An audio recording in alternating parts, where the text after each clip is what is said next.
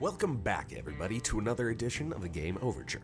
Now, I finally completed the campaign, and I've been working on all sorts of video coverage for this game. But I wanted to begin first with a few useful tips and things I wish that I had known prior to starting my first playthrough. Now, this is not a game review.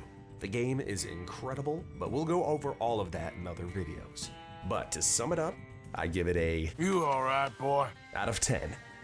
Now, some of the following are things that are walked through or introduced through various missions or mini tutorials inside the game, but some are done better than others. So hopefully some of this is helpful. So without further ado, let's just jump right into it. 23 tips and tricks worth knowing for your first playthrough. Number 1, auto travel. Now this is different from fast travel. That comes later through either the map attached to the side of Arthur's wagon back at camp, or from purchasing a stagecoach ride from a city, which will cost you a bit of money.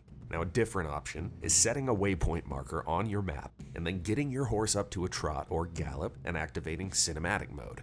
Your horse will keep up its pace and auto path to the marker hands-free.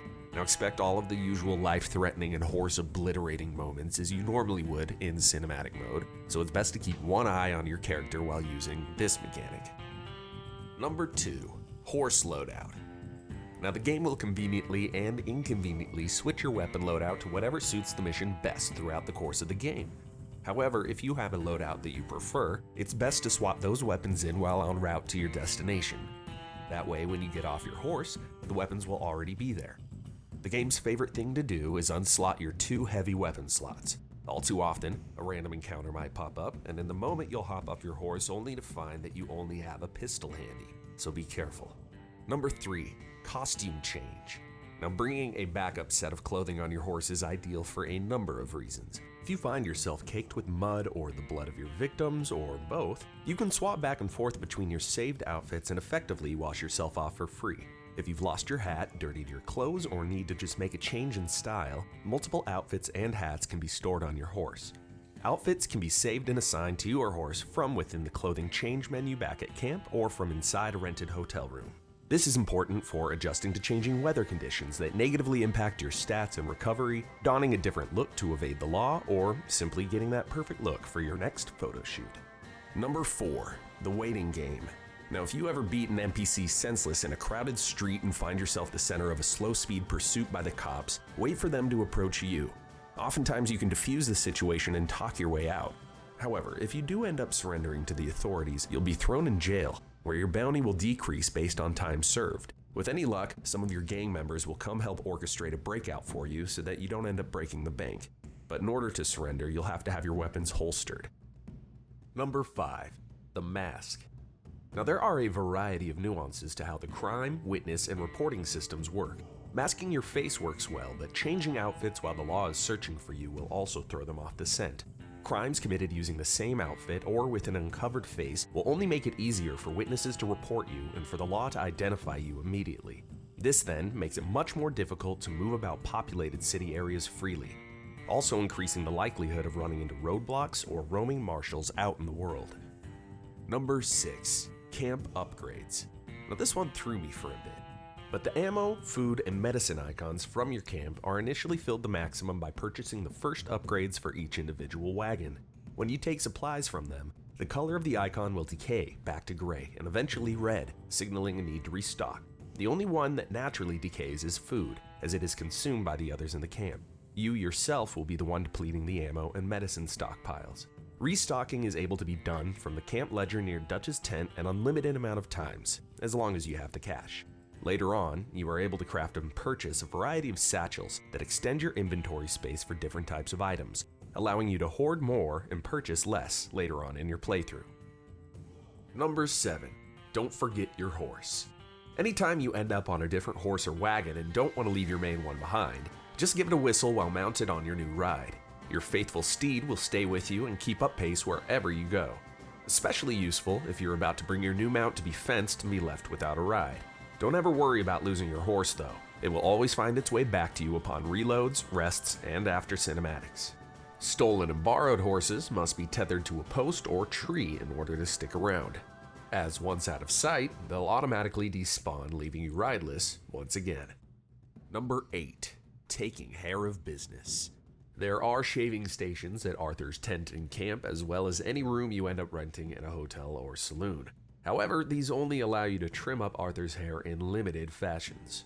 A professional barber, found in most cities, will be able to set you up with dozens of fashions, as well as give a significantly larger amount of options and styles from which to work with. Arthur's hair will get wet, overgrown, and at times even bloody, so keeping him trimmed up and looking semi-decent will help not to draw so much attention out in public. Number 9. Love thy gun. Taking care of your gun is great from just a role-playing perspective, but over time and use, the guns will wear down, critically affecting all attributes.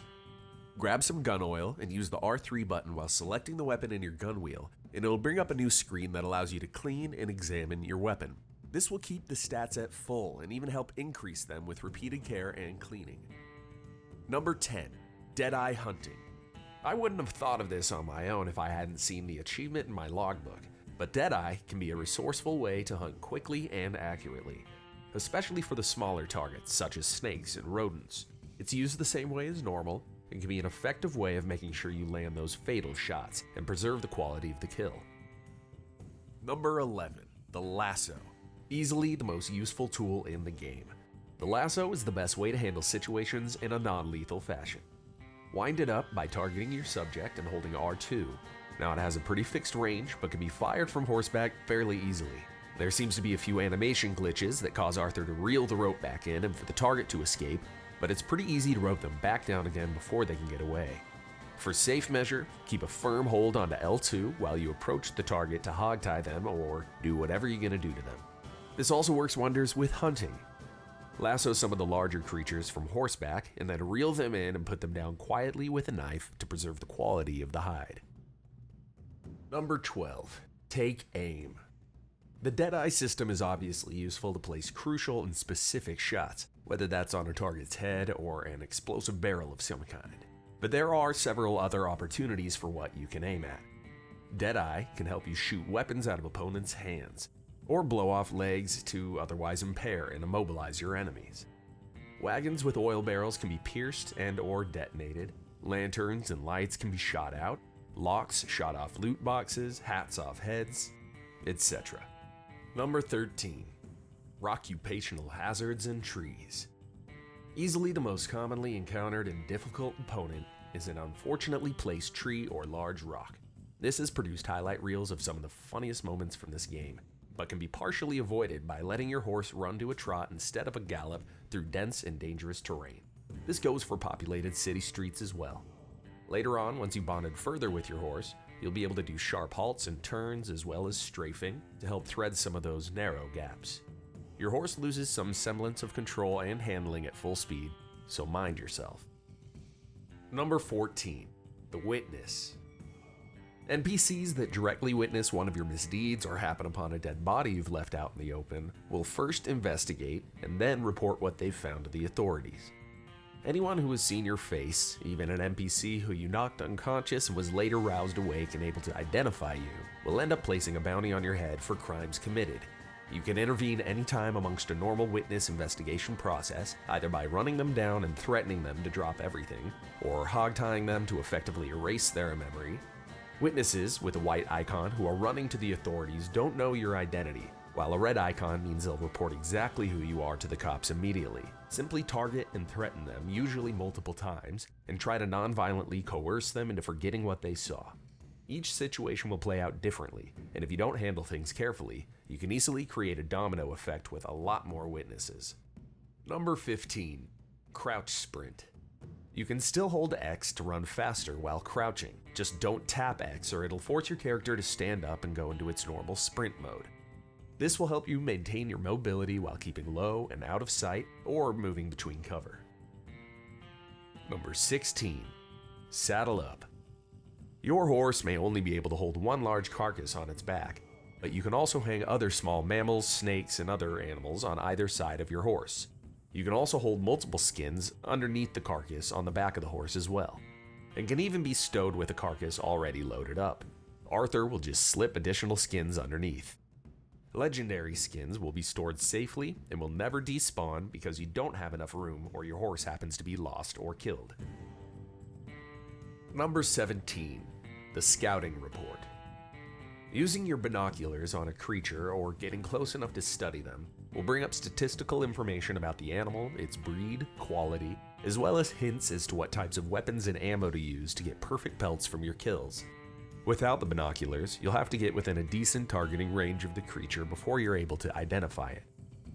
Only one animal of the species needs to be identified for you to be able to see the quality and types at a glance. Number 18, the other side of the fence. A fence has a variety of recipes and trinkets that are able to be learned and crafted, as well as new melee and thrown weapons. You'll also buy the oddities that traditional vendors won't allow you to sell. These vendors are far and few, but have their own special icon on the map and are introduced naturally through the story. Number 19, Training Day. You can rob a variety of different trains in a variety of different ways.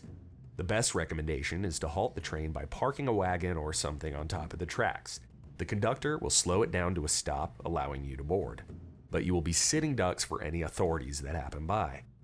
Arthur can take control of the train at the very front and bring it to full speed, but be sure to keep your horse at a gallop close by and you'll be able to jump onto it from the train when you're ready to make an escape. Number 20, use your words. In long horse rides with your gangmates or others, there will be brief moments of silence in which the various members of the posse can be targeted with L2 and questioned or chatted up. Look for these moments because it leads to some interesting insights into Arthur and the gang, as well as some choice comedic moments and foreshadowing. Number 21, toggle options. You can switch this option in the main menu, making it so that you won't have to grind your thumb to the bone mashing X or A to sprint and gallop. This allows you to switch easily between the different run modes with the tap of a button. Number 22, the reset button. If you've ever picked up enough heat that none of the shop vendors or city folk seem to want to interact with you anymore, ride out beyond the county line and back, and you should be able to continue as normal. This excludes when a city is in full lockdown mode after a more egregious crime spree, but if you're simply trying to get a bounty off of your head, but the post office won't talk to you, this method works nicely. Number 23, the pickup artist. Hold the loot button to have Arthur automatically cycle through opening drawers and picking up available items. He'll automatically pass by the ones he has no more space for, and go through the motions of all the actions until there are none left, shaving off some time and a little of the monotony of having to press and hold the same button so many times. And that is it for these 23 tips and tricks for your first playthrough of Red Dead Redemption 2. The game is massive and will take multiple playthroughs and dozens of hours to unpack. So there will be a review for the game releasing soon, as well as plenty of more content, so stay tuned. Subscribe if you're new, leave a like if you did, and as always, we'll see you next time.